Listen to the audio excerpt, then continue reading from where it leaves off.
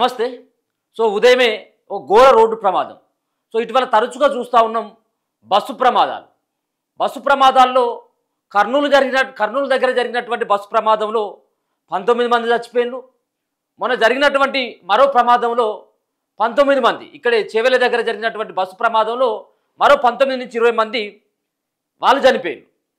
So మన కర్నూలు జరిగినటువంటి ఘటనే మరోసారి పునరావృతం అవుతుందని మనకు ఈ వార్త ద్వారా స్పష్టంగా అర్థమవుతా ఉన్నది.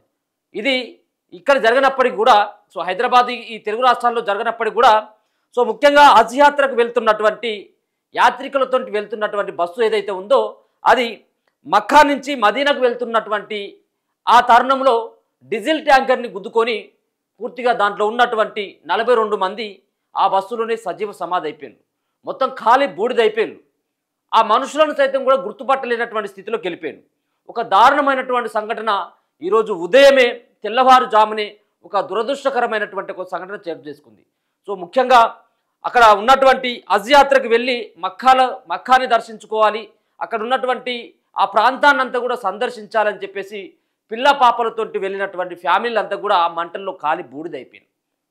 అక్కడ ఎక్కువగా ఈ హజ్ యాత్రకు వెళ్ళినటువంటి వాళ్ళ దాంట్లో ఎక్కువ మంది మన హైదరాబాద్కు సంబంధించినటువంటి వాళ్ళే ఉన్నారట. దరిదాపుగా 11 నుంచి 12 మంది మన వాళ్ళే ఉన్నారు.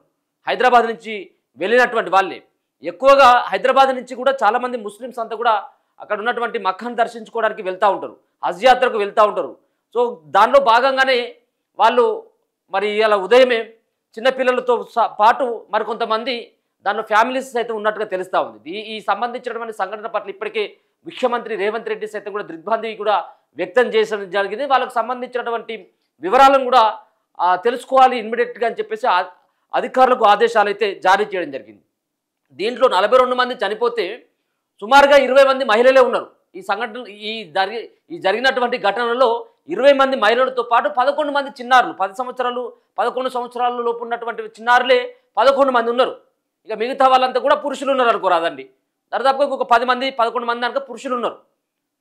సో ఇంకా పూర్తి వివరాలు తెలియాల్సి ఉంది. సో దానికైతే ప్రధానమైనటువంటి కారణం ముందున్నటువంటి డీజిల్ ట్యాంకర్ ఏదైతే ఉంటుందో, డీజిల్ ట్యాంకర్ తోటి ఉన్నటువంటి ఆ లారీ ఏదైతే ఉంటుందో ఆ ట్యాంకర్ను గుద్దుకోవడంతో ఆ డీజిల్ ఒకసారి అదంతా కూడా రోడ్డు మీదకి పడడం, ఒకసారి ఆ రాపిడికి మంటలు లేసి ఎగిసిపడి ఇంకా పూర్తిగా కూడా పెద్ద ఎత్తున కూడా మరి మంటలు చెలరేగడం జరిగింది. ఇక ఆ మంటలను ఆర్పేటువంటి స్థితిలో ఎవరు కూడా లేరు. ఒక 4-5 ఫైర్ ఇంజన్లు అయినా కానీ ఒకటిసారి ఆపేటువంటి స్థితిలో లేదు. ఎందుకంటే అదంతా కూడా డీజిల్ ట్యాంకర్ ముందుంది కాబట్టి డీజిల్ ట్యాంకర్లో డీజిల్ నిండుగా ఉండడం, దాంట్లో భాగంగానే అది కింద పడిపోయి బస్సుకు అంటుకోవడంతో ఇక చేసేది ఏం లేక కొంతమంది దాంట్లో ఉన్నటువంటి వాళ్ళు కొంతమంది ఆ డోర్లు పగలగొట్టుకొని బయటపడ్డట్టుగా తెలుస్తూ ఉన్నది. వాళ్ళ వివరాలు కూడా కాసేపట్లో తెలిసేటువంటి అవకాశం అయితే కనబడతా ఉంది. కానీ చాలామంది హైదరాబాద్ నుంచి వెళ్ళినటువంటి వాళ్ళు ఎవరైతే ఉన్నారో హజ్ యాత్రకి వాళ్ళకి ఫోన్లు కూడా స్విచ్ ఆఫ్ వస్తూ ఉన్నాయట. వాళ్ళ బంధువులు వాళ్ళకి ఈ ఫోన్లు ట్రై చేస్తూ ఉంటే, వాళ్ళ ఆచూకీ కోసం ఫోన్ చేస్తూ ఉంటే ఫోన్లు స్విచ్ ఆఫ్ వస్తూ ఉన్నాయి, ఫోన్లు కూడా కలవట్లేదు. అంటే ఇంకా వాళ్ళు కూడా దాంట్లోనే ఉన్నారని చెప్పేసి వాళ్ళు కూడా కన్ఫర్మ్ అయిపోతూ ఉన్నారు. సో ఒకసారి ఆ డీటెయిల్స్ కనుక చూసినట్టు బస్సు మాత్రం తుక్కు అయిపోయింది, మొత్తం పూర్తిగా ఆ బస్సు అంతా కూడా కాలిపోయింది. ఒకసారి ఆ వివరాలను కూడా చూసేటువంటి ప్రయత్నం చేద్దాం.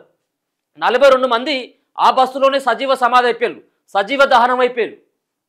పాపం ఎంతో ఒక ఎవరికైనా కానీ, అంటే ముఖ్యంగా ముస్లిమ్స్కి ఎక్కువ మందికి మక్కాను దర్శించుకోవాలి అన్నటువంటి ఒక జీవితంలో ఒక్కసారైనా కానీ మక్కాకు పోవాలన్నటువంటి ఒక వాళ్ళ యొక్క అంతిమ కోరిక ఉంటుంది.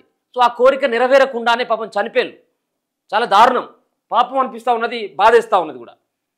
సౌదీ అరేబియాలో ఘోర రోడ్డు ప్రమాదం జరిగింది. సోమవారం తెల్లవారుజామున హజ్ యాత్రకు వెళ్ళిన యాత్రికులతో వెళ్తున్న బస్సు డీజిల్ ట్యాంకర్ను ఢీకొనడంతో 42 మంది సజీవ దహనమైనట్లు సమాచారం. మృతుల్లో ఎక్కువ మంది హైదరాబాద్లో అని తెలుస్తుంది. మక్కా నుంచి మదీనా వెళ్తుండగా ప్రమాదం జరిగినట్లు తెలుస్తుంది. మృతుల్లో 20 మంది మహిళలు ఉన్నారు, 20 మంది ఆడవాళ్ళు ఉన్నారు, 11 మంది చిన్నారులు ఉన్నట్టుగా తెలుస్తూ ఉన్నది. ఇంకా పూర్తి వివరాలు కూడా మరి కాసేపట్లో కూడా తెలిసేటువంటి అవకాశం ఉన్నది. సో ప్రమాదం జరిగినటువంటి సమయంలో బస్సులో 43 మంది ప్రయాణికులు ఉన్నారని, వీరిలో ఒక్కరు మాత్రమే బయటపడ్డారట. సో ఇక ఎవరికి కూడా అవకాశం లేదు. ఇంకా 4-5 బయటపడ్డట్టుగా మొదలైతే వార్తలు వచ్చినాయి.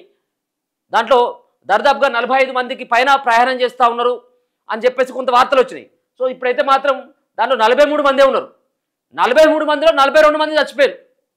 కేవలం ఒకరే మరి ఆ అదృష్టవంతులు ఎవరో తెలియదు. కానీ మొత్తానికి 43 మంది ప్రయాణికులతో వెళ్తున్నటువంటి బస్సులో ఒకరు ప్రాణాలని రక్షించుకొని బయటపడితే 42 మంది ఉదయమే తెల్లవారుజామునే, ఇంకా తెల్లవారుజామున అంటే ఇక మరి మనకు అర్థమవుతుంది. తెల్లవారుజామున ఉదయమే 5-6 గంటల టైంలో, 4-5 గంటల టైంలో జరిగినటువంటి ఘటనగా చెప్తా ఉన్నారు. సో అప్పుడు కొంత నిద్ర ఉంటా ఉంటుంది, నిద్ర వస్తూ ఉంటుంది. సో ఆ నిద్రలో ఉండగానే వాళ్ళు అట్నుంచి అటే నిద్రలోనే సజీవ సమాధి అయిపోయారు, సజీవ దహనం అయిపోయారు. బాడీలను కూడా గుర్తుపట్టలేటువంటి స్థితిలో మొన్న జరిగినటువంటి ఏదైతే బస్సు ప్రమాదం కర్నూలు దగ్గర ఏదైతే రోడ్డు యాక్సిడెంట్ బైక్ను ఢీకొని బైక్తోటి ద్వార మంటలు చెలరేగి ఆ బస్సులో గుర్తుపట్టలేనటువంటి స్థితిలో ఉన్నటువంటి మృతదేహాలు ఏ విధంగా అయితే ఉన్నాయో అంతకు మిక్కిలి ఇక్కడ ఈ మృతదేహాలు కనబడుతున్నట్టుగా సమాచారం అందుతూ ఉన్నది. 43 మంది ప్రయాణికులు ఉన్నారని, వీరిలో ఒక్కరు మాత్రమే బయటపడ్డట్టు తెలుస్తూ ఉంది. ప్రమాదం నుంచి బయటపడ్డ ఏకైక వ్యక్తిని ఆసుపత్రికి తరలించి చికిత్స అందిస్తున్నట్టు సమాచారం. యాత్రికులు మక్కాలో ఉమ్రా పూర్తి చేసుకొని మదీనాకు వెళ్తుండగా ఈ ఘటన జరిగినట్టు తెలుస్తుంది. ప్రమాదం జరిగిన సమయంలో బస్సులో ఉన్న వారంతా గాఢ నిద్రలో ఉన్నట్టు తెలుస్తుంది. ఇంతకుముందు నేను అన్నట్టుగా సో దాంట్లో అప్పుడే ఉదయమే కాబట్టి కొంత వాళ్ళంతా కూడా గాఢ నిద్రలో ఉన్నారు. సో వాళ్ళు కళ్ళు తెరిచి చూసే లోగానే వాళ్ళు కాలి బూడిదైపోయారు. చాలా చాలా బాధాకరమైనటువంటి ఒక సంఘటన చెప్పుకోవచ్చు. అయితే ఈ ప్రమాదంలో గాయాలతో బయటపడ్డ వారిని ఆసుపత్రికి తరలించి చికిత్స అందిస్తున్నారు. అత్యవసర బృందాలు, సహాయ బృందాలు ముమ్మరం చేశాయి. ఈ ఘటన గురించి మరిన్ని వివరాలు కూడా తెలియాల్సినటువంటి అవసరం ఉన్నది. ఈ ఘటనపై దిగ్భ్రాంతి వ్యక్తం చేసిన ముఖ్యమంత్రి రేవంత్ రెడ్డి ప్రమాదం గురించి పూర్తి వివరాలు తెలుసుకోవాలని అధికారులకు సైతం కూడా ఆదేశాలు కూడా జారీ చేయడం జరిగింది. సో ఒక దురదృష్టకరమైనటువంటి సంఘటన ఉదయమే చోటు చేసుకోవడం. దాంట్లో హైదరాబాద్ ఎవరైనా కానీ మనం అది వాళ్ళు ఎక్కడున్నప్పుడు కూడా చనిపోవాలని చెప్పేసి మనం ఎవరు కూడా కోరుకోరు. సో ఎక్కడ జరిగినప్పుడు కూడా ఆ ప్రమాదంలో మనకు సంబంధించినటువంటి మన తెలంగాణకు సంబంధించినటువంటి అది హైదరాబాద్కు సంబంధించినటువంటి వాళ్ళైతే ఉండడం చాలా బాధాకరమైనటువంటి సంఘటనగా మనమైతే చెప్పుకోవచ్చు. వాళ్ళకు సంబంధించినటువంటి ఆ వివరాలు సైతం కూడా 1 గంటలట, 1 గంటల 30 నిమిషాలకు అదైందట. సో దీనికి సంబంధించినటువంటి వివరాలు కూడా కనబడతా ఉన్నాయి. దాన్ని కూడా ఒకసారి చూసేటువంటి ప్రయత్నం చేద్దాం, పూర్తి డీటెయిల్స్ ఏమున్నాయి అనేది. సో ఒకసారి కనుక చూసినట్లయితే మక్కాలో ప్రార్థనలు ముగించుకొని వెళుతూ సోమవారం తెల్లవారుజామున యాత్రికులు మక్కాలో ప్రార్థనలు ముగించుకొని బస్సులో మదీనా వెళ్తున్నారు. వారు ప్రయత్నిస్తున్న బస్సు 1 గంటల 30 నిమిషాల ప్రాంతంలో డీజిల్ ట్యాంకర్ని ఢీకొట్టింది. ఈ ప్రమాదం జరిగిన సమయంలో యాత్రికులందరూ కూడా నిద్రలో ఉన్నారు. ఎక్కువ మంది నిద్రలోనే ప్రాణాలు విడిచారు, మరికొంతమంది తీవ్రంగా గాయపడ్డారు. ఒకే కుటుంబానికి చెందిన ఒకరికంటే ఎక్కువ మంది ఘటనలో ప్రాణాలు కోల్పోవడం విషాదకరం. స్థానిక మీడియా కథనాల ప్రకారం మృతుల సంఖ్య మరింత పెరిగేటువంటి అవకాశం ఉన్నట్టుగా తెలుస్తా ఉంది. ఘటనకు సంబంధించిన సమాచారం అందుకున్నటువంటి సౌదీ సహాయ బృందాలు ఊటాఊటిన ఘటన స్థలం దగ్గరకు చేరుకున్నాయి, సహాయ చర్యలు చేపట్టినాయి. గాయపడ్డ వాళ్ళని ఇమ్మీడియట్గా ఆసుపత్రిని కూడా తరలించడం జరిగింది. సో ఇది సంఘటన జరిగినటువంటి తీరు చాలా బాధాకరమైనటువంటి సంఘటనగానైతే చెప్పుకోవచ్చు. సో ఇదంతా కూడా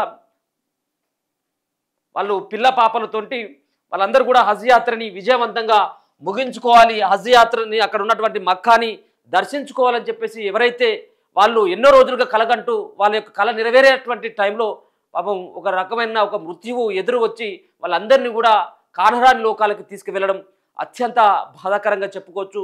ఒకరు కాదు, ఇద్దరు కాదు, 42 మంది, 20 మంది మహిళలు, 11 మంది చిన్నారులతో సహా 42 మంది సజీవ దహనం ఒకటే బస్సులో ముద్దలుగా మిగిలిపోయారు. మాంసపు ముద్దలుగా ఒకటే దగ్గరికి వచ్చి వాళ్ళంతా కూడా వాళ్ళు కాలి బూడిదైపోయారు. ఇక వాళ్ళని గుర్తుపట్టాలి, ఈ శవం వీళ్ళది, ఈ బాడీ వీళ్ళది అని చెప్పాలంటే కేవలం ఇప్పుడు ఉన్నటువంటి ఏకైక మార్గం వాళ్ళ DNA పరీక్షలు చేసి వాళ్ళ కుటుంబాలకు ఆ బాడీని అప్పగించడం మాత్రమే మిగిలిపోయింది. ఒక కుటుంబంలో ఉన్నటువంటి వాళ్ళు హజ్ యాత్రకి వెళ్తూ ఉన్నారంటే ఆ కుటుంబంలో పిల్ల పాపలతోంటే 3-4 కలిసి వెళ్తూ ఉంటారు. సో దాంట్లో 42 మంది అంటే ఎక్కువ మంది ఒకే కుటుంబానికి సంబంధించినటువంటి 2-3 కూడా చనిపోయినటువంటి ఒక సంఘటనగానే మేము దాన్ని చూడాలి. ఇంకా అధికారులు అక్కడ ఉన్నటువంటి ఎంబసీ అధికారులు ఎవరైతే ఉన్నారో సౌదీ అరేబియాకి సంబంధించిన వాళ్ళు ఇంకా అధికారికంగా ధృవీకరించాల్సినటువంటి ఉంది. వాళ్ళంతా కూడా ఎవరు ఎక్కడి నుంచి వచ్చిండ్రు, వాళ్ళంతా కూడా ఏ ఫ్యామిలీస్ అన్నటువంటి దానిపైన వాళ్ళ పేర్లు, వాళ్ళ ఎక్కడి నుంచి వచ్చిండ్రు అన్నటువంటి అడ్రస్ని కనుక్కున్నటువంటి ప్రయత్నం అక్కడ ఉన్నటువంటి అధికారులు అయితే చేస్తాను. ఎంతైనా కానీ అత్యంత బాధాకరమైనటువంటి సంఘటనగా చెప్పుకోవచ్చు. ఇటీవల తరచుగా ఇటువంటి ఘటనలు జరుగుతూ ఉన్నాయి. నిన్న సైతం కూడా వరంగల్లో ఆర్టీసీ బస్సు ఆయన ముంగట ఉన్నటువంటి లారీని ఢీకొని 2 మృతి చెందింది. ఇట్లా వరుసగా సంఘటనలు అయితే కొనసాగుతూ ఉన్నాయి. దీన్ని కంట్రోల్ చేయాలి. ఒక పక్కన ఉదయమే ఎక్కువ జరుగుతూ ఉన్నాయి. ఉదయమే ఎందుకంటే తెల్లవారుజామునే ఎక్కువ నిద్రలో ఉంటాం కాబట్టి డ్రైవర్ నిద్రలో ఉండడం, మరో పక్కన ముందున్నటువంటి కొంత చలి కాబట్టి ఏదైనా మంచు ముంగడు ఉండడం, మంచు కొంత కనపడకపోవడం, రోడ్డు సరిగ్గా లేకపోవడంతోటి ఇటువల్ల తరచుగా బస్సు ప్రమాదాలు అయితే కొనసాగుతాయి. కొంత అప్రమత్తంగా ఉండాల్సినటువంటి అవసరం కూడా ఉంది.